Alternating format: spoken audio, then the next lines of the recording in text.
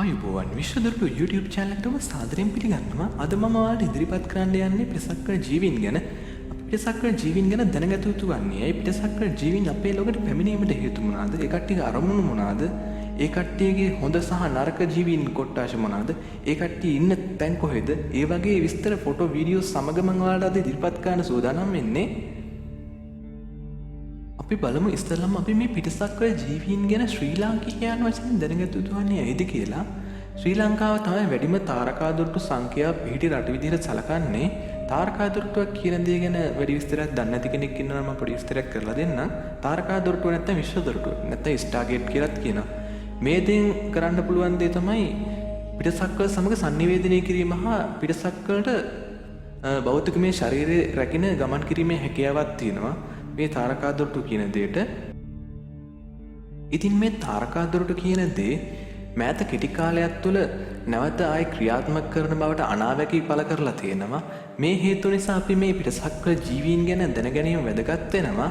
අපි බලමු මේ අපිට වැදගත් වෙන ප්‍රධාන දැනගත යුතු පිටසක්වල ජීවීන් වර්ග මොනවාද කියලා. අපි බලමු මේ ටාඋසීටියන්ස් කියන ජීවීන්ගේ විස්තර මොනවාද කියලා. මෙයාලගේ පෙනුම සාමාන්‍ය මනුස්ස ස්වරූපයක් තියෙන්නේ. මෙයාලගේ අරමුණ වෙලා තියෙන්නේ මානසිකත්වයෙන් නගා සිටවීම සහ දූෂිත ජීවීන් හා ස්ථාන අඳුනා ගැනීම. මෙයාලගේ පිරිමි කෙනෙක්ගේ උස අඩි 7.8.5 අතර වෙනවා. කාන්තා කෙනෙක්ගේ උස අඩි 6.5 8 අතර වෙනවා. මෙයාලා සිටින ස්ථානයේ විදිහට සීටර්ස් කියන තාරකා පන්තිය තමයි හඳුනාගෙන තියෙන්නේ. මම මේ ඡායාරූපෙන් දක්වලා තියෙන තාරකා පන්තිය පෘථිවිය සිට දුර ආලෝක වර්ෂ 11.8ක් වෙනවා. ඇල්ෆා ඩ්‍රැකෝනියන්ස් මෙයාලගේ ස්වරූපයේ මදක් මනුස්ස ශරීර ස්වරූපයකට සමාන වෙනවා. හිස වෘක හිසක් වෙන හිසක් තියෙන්නේ. මෙයාලගේ සිතුවම් ඊජිප්තුවේ විවිධ ස්ථාන වලින් දකින්න හම්බ වෙනවා. මෙයාලගේ අරමුණ වෙලා තියෙන පෘථිවිය අල්ලා ගැනීමයි. ආයු කාලය පෘථිවි වර්ෂ 1800ත් 4100ත් අතර වෙනවා. උස අඩි 18ත් 25ත් අතර වෙනවා. මෙයාලා සිටින ස්ථානයේ විදිහට හඳුනාගෙන තියෙන්නේ ටේරා චක්‍රාවාටය.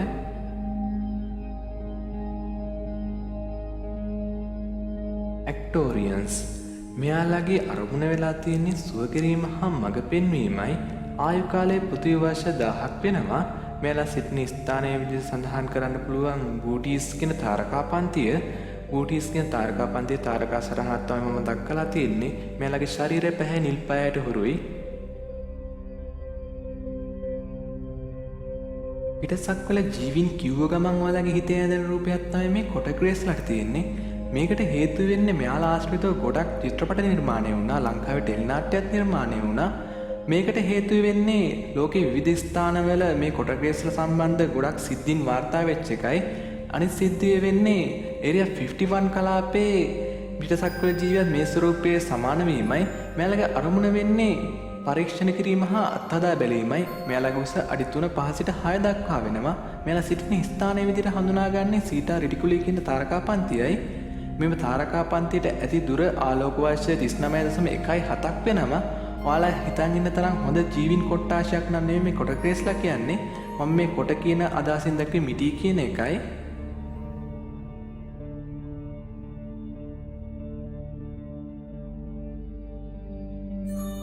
ප්ලේඩියන්ස් ස්වරූප මෙයාලා අපිට ගොඩක් වැදගත් වෙන ජීවීන් කොට්ටාශයක්. මෙයාලා මනුස්ස ස්වරූපයට ගොඩක්ම සමානයි. මෙයාලගේ අරමුණ වෙන්නේ මිනිසුන් සඳහා මාර්ගෝපදේශය සැපීමයි. මෙයාලගේ ආයු කාලය පෘථිවි වර්ෂ 3000ක් විතර වෙනවා. උස අඩි 6 සිට 7 දක්වා වෙනවා. හැසිරීම සාමකාමී හා කාරුණිකයි. සිටින ස්ථානයේ ප්ලේඩිස් තරුපකුර. ප්ලේඩිස් තරුපකුර කියන්නේ හත් දින්නක් තරුපකුර. ඔබට හොඳට බලා ගන්න පුළුවන් අහස නිරීක්ෂණය කරොත් පෘථිවිය සිට දුර ආලෝක වර්ෂ 444.2ක් වෙනවා. නෝඩිස් මෙයාලා ගොඩක් ස්වරූපයේ මනුස්ස ස්වරූපයට සමානයි. සුදු පැහැයට ගොඩක්ම උරුයි. මෙයාලගේ අරමුණ වෙලා තියෙන්නේ මිනිස්සුන් පිළිබඳ නිරීක්ෂණය කිරීම හා මිනිස්සුන් සමග sannivedanaya කිරීමයි. මෙයාලගේ උස අඩි 6 සිට 7 දක්වා වෙනවා. සිටින ස්ථානය මම කලින් සඳහන් කර ප්ලේඩිස් තරුපකුරුම විදිහට තමයි හඳුනාගන්න තියෙන්නේ.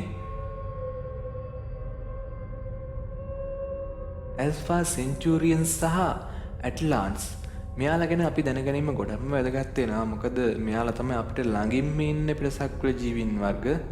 මෙයාලා ජීවත් වෙන්නේ ගැඹුරු සාගරපතුලේ සහ පෘථිවිය අභ්‍යන්තරයේ. මේ කට්ටියගේ මේ වෙනකොට අරමුණ වෙලා තියෙන්නේ විවිධ පරීක්ෂණ කිරීම හා අත්හදා බැලීම. මේ කට්ටිය ඊට භයානක ජීවින් කොට්ටාශයක්. උස ග්‍රේස්ලා මම ඔයාලට කලින් සඳහන් කරා කොට ග්‍රේස්ලා ගැන. මේ කොට ග්‍රේස්ලාගේ පෙනුමට ගොඩක්ම සමානයි මේ උස ග්‍රේස්ලා. මේ කට්ටිය උසින් වැඩි නිසා තමයි උස ග්‍රේස්ලා කියන්නේ. මෙයාලගේ මේ වෙනකොට අරමුණ වෙලා තියෙන්නේ ඔවුන්ගේ වඳ වී යාම වැළැක්වීම. උස අඩි 6 සිට 7 දක්වා වෙනවා. මේ කට්ටිය සිටින ස්ථාන විදිහට හඳුනාගෙන තියෙන්නේ ඔරායන් තාරකා රටාව. මෙම තාරකා රටාව හොඳින් අඳුරන තාරකා රටාවක්. සිංහලෙන් කිව්වොත් ආරක්ෂකයා නැත්තම් දඩයක්කාරයා කියලා කියනවා. ලයිරන්ස් මෙයාලගේ ස්වරූපයේ හිස සිංහෙක්ගේ ස්වරූපයකට සමානයි. ශරීරයේ මනුස්ස ස්වරූපයකට සමානයි.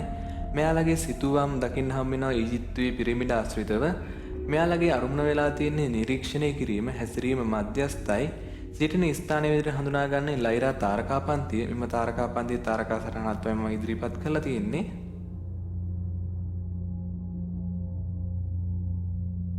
ඩාෆින් ටිකක් අමුතු විදිහක ජීවියෙක්. මෙම ජීවියාගේ හිස ගෝලාකාරයි. ශරීරයේ මනුස්ස රූපයකට සමානයි. රෝම වලින් වැසී තිබෙනවා. දිග නියපොතු තිබෙනවා. ඉතාලියේ රෝසා ලොට්ටි විසින් 1954 නොවැම්බර් 1 වාර්තා කළ තිබෙනවා මේ ජීවියා දුටු බවට. මෙම ජීවියාගේ උස විදිහට සඳහන් කරලා තියෙන අඩි 2 සිට 4 දක්වා.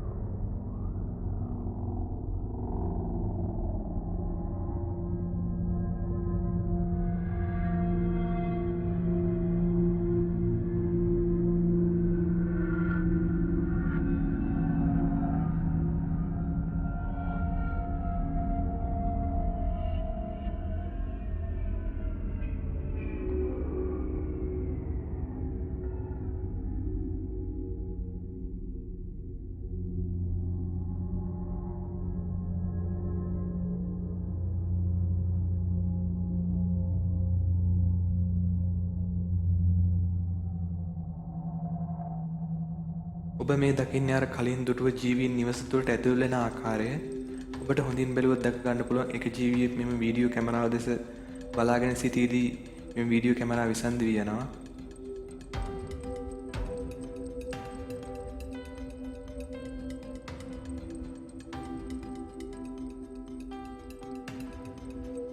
මෙම සිදුවීමෙන් පසු මෙම නිවස තුළ සිටි පිරිස අතුරුදහන් වී තිබෙනවා. පසුව වීඩියෝ කැමරාවේ පටිගත වී තිබූ වීඩියෝ දර්ශන මගින් තමයි උන සිද්ධිය පැහැදිලි කරගෙන තියෙන්නේ. ඔබට හොඳින් බැලුවොත් දකින්න ඇති මේ ජීවීන් කොට්ටාශය කොටග්‍රේස් වර්ගයට අයත් වෙන ජීවීන් කොට්ටාශයක්. මම ඔයාලට කලින් සඳහන් කරා මෙම ජීවීන් විවිධ පරීක්ෂණ සිදු කරන බවට. මේ කට්ටියගේ ප්‍රධාන පරීක්ෂණයක් තමයි දෙමුහුන් ජීවීන් බිහි කිරීම. මේ කට්ටියගේ පරීක්ෂණයක් සඳහා මෙම පිරිස අරන් ගියා වෙන්න පුළුවන්. ඔබ මේ දකින්නේ නිවස තුළ සිට අතුරුදහන් වූ පුද්ගලයන්ගේ ඡායාරූප. මේ දවස්වල ගොඩක් අය කතා වෙන දෙයක් තමයි ටයිම් ට්‍රැවලින් නැත්නම් කාලතරණය කියන දේ. විවිධ ගුවන් යාන අතුරුදහන් වෙලා නැවත පැමිණලා තියෙන අවුරුදු ගානකට පස්සේ ඒ වගේම දුම්රිය අතුරුදහන් වීම තියෙනවා. නැවත ඒ පිරිස වෙන තැන් වලින් මතුවලා තියෙනවා. මේ වගේ දේවල් ඉබේ සිද්ධ වෙන දේවල් නෙමෙයි. මේවා ඍජුවම පිටසක්වල ජීවීන් සම්බන්ධ සිදුවීම්. ඔවුන්ගේ පරීක්ෂණ සඳහා මෙම පිරිස රැගෙන ගිහිල්ලා නැවත පරීක්ෂණ අවසන් කර නැවත රැගෙන ඇවිත් තියෙනවා. ඒකට හොඳම උදාහරණය තමයි මොවුන්ගේ කිසිම මතකයක් නැහැ. ඒකට හේතුව වෙන්නේ මොවුන්ගේ රහසිගත දේවල් මෙම ලෝකෙ මිනිසුන් දැනගන්න මොවුන්ගේ සම්පූර්ණ මතකය ඉවත් කරලා තියෙනවා.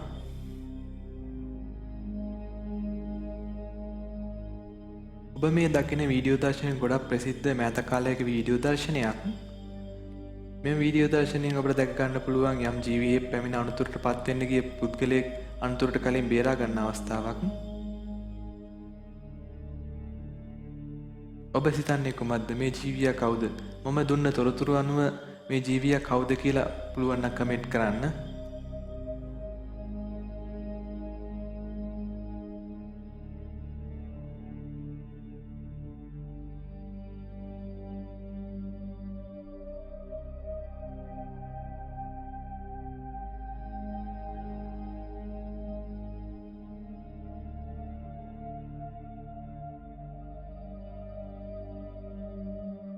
මෙම වීඩියෝ දර්ශනය ඔබට බලා ගන්න පුළුවන් යම් ජීවියෙක් ඔහුගේ දෑත භාවිතා කරලා යම් පණිවිඩ හෝ මාරු ක්‍රමයක් භාවිතා කරන ආකාරය.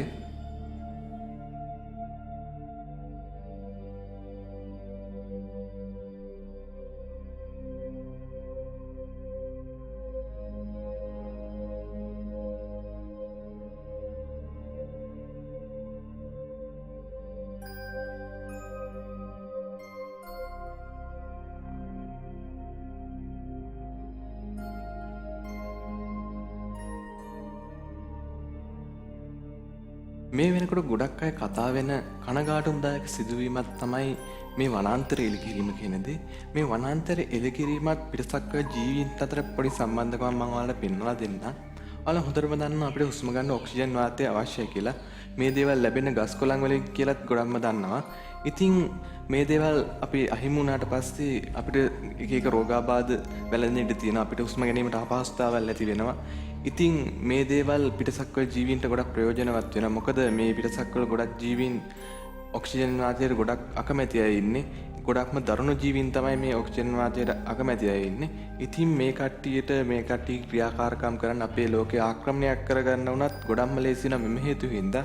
අනිත් එක පරිසර උෂ්ණත්වය වැඩි වෙනවා. පරිසර උෂ්ණත්වය වැඩි වුණාම අපිට ගොඩක්ම ඉන්න අමාරු තත්ත්වයක් තියෙනවා. ඉතින් ගොඩක් පිටසක්වල ජීවීන් දරුණු අය මේ උෂ්ණත්වයට කැමති ජීවීන් ඉන්නවා. ඉතින් මේ කට්ටියට අපේ ලෝකෙට පැමිණෙන ගොඩක්ම පහසුවක් වෙනවා මෙම හේතුව.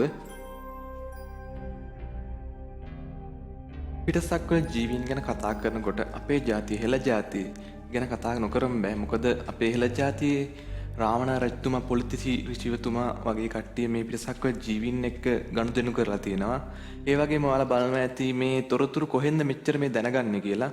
ඒකටත් හේතු තියෙනවා. මේ වෙනකොටත් මේ පිටසක්වල ජීවීන්ට එක්ක sannivedanaya කරන මිනිසුන් මේ ලෝකෙ තුලත් ඉන්නවා. මේ ලංකාවේ තුලත් ඉන්නවා. ඉතින් මේ කට්ටියගෙන් මේ තොරතුරු ලබා ගන්න පුළුවන්. මෙම පිටසක්වල ජීවීන් සමග ඔබටත් sannivedanaya කිරීමේ හැකියාවක් හදාගන්න පුළුවන්. මේකට විදි දෙකක් තියෙනවා. එක විදිහක් තමයි මානසික වශයෙන් sannivedanaya කිරීම. ඒ කියන්නේ භාවනා කරලා සිත දියුණු කරලා sannivedanaya කිරීම. ඒ වගේම තවත් භෞතිකමය පණිවිඩ හෝමාර් කරගැනීමේ උපකරණ සකසා ගන්න පුළුවන්. මේ දේවල් සකසා ගන්න විදිහ මම ඉදිරියට ඒ අවශ්‍ය දේවල් හම්බුනොත් ඔයාලට හදලා පෙන්නන්නම්. ඒ වගේම මේ වගේ සම්බන්ධතාවයක් ඔබ හදා ගන්නවා නම් අනිවාර්යෙන් හදා ගන්න ඕන ප්‍රේඩියන් ස්වරූප එක්ක. මේ වගේ දෙයක් සිදු කරනවා නම් අනිවාර්යෙන් ඔබ ජීවිත අවදානමක් ගන්න සිද්ධ වෙනවා. අනිවාර්යෙන්ම රහස් රකින්න සිද්ධ වෙනවා.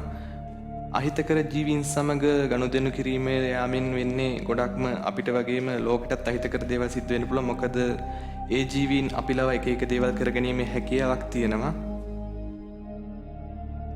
ගොඩක්ම මේ දේවල් එළි නොවෙන්න හේතුව වෙලා තියෙන්නේ මෙම ජීවීන් සමග ගනුදෙනු කරන කට්ටිය ඒ කට්ටියගේ රහසිගත තොරතුරු කිසිම දෙයක් රහසිගත දේවල් සමාජගත කරන්නේ නැහැ. ඒකට හේතුව පවසන්නේ අපේ හෙළ ඉතිහාසය, හෙළ ජාතිය ගැන හෙළි කරන අය පවසන ආකාරයට මේ දේවල් එළියට ප්‍රකාශ කරොත් ඒ කට්ටියගේ මතකයේ පවා අහිමි කරන්න මේ ජීවීන් ක්‍රියා කරනවා. ඒ හේතු නිසා තමයි මේවා ගොඩක්ම එළි නොවෙන්න හේතු වෙන්නේ. ඔයාලගේ වටිනා කාලය වැය කරලා මම වීඩියෝ එක නරඹුවාට ඔයාලට ගොඩක්ම ස්තුතිවන්ත වෙනවා. ඔයාලට මේ වීඩියෝ එකේ නොතේරෙන තැනක් තියෙනවා නම් අහන්න දෙයක් තියෙනවා නම් මට කමෙන්ට් කරලා අහන්න පුළුවන්.